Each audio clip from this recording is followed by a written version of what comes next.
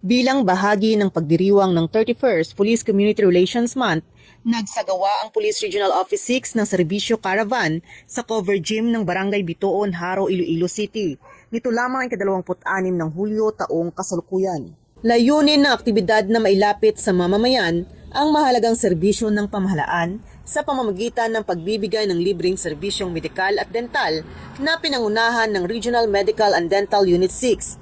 Bilang bahagi ng aktibidad, naghatid din ang mga kapulisan ng libreng gupit at serbisyo sa pagkuha ng National Police Clearance. Hatid din ng nasabing caravan ang one-stop shop kung saan maaaring mag-avail ng serbisyo mula sa PhilHealth, Social Security System, Philippine Postal Corporation, Philippine Statistics Authority, TESDA, Adventist Medical Team Iloilo Chapter at Department of Health. Pinangunahan ang programa ni Acting Regional Director, Police Brigadier General Randolph T. Tuanyo, na kinatuwanan ni Police Colonel Jerome D. Apuyog Jr., Chief of the Regional Staff, na binigyang diin sa kanyang mensahe ang kahalagahan ng pagpapatibay ng ugnayan sa mga komunidad upang makamit ang tunay na kapayapaan at kaayusan.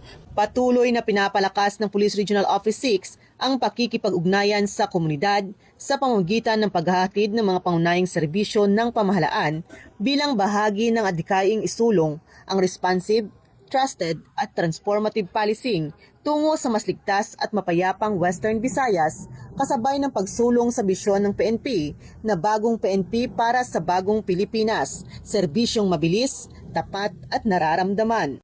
Mula dito sa Western Visayas, ako ang inyong PNN correspondent, Patrolwoman Charmaine Balunsat, alagad ng batas, tagataguyod ng Balitang Pulis.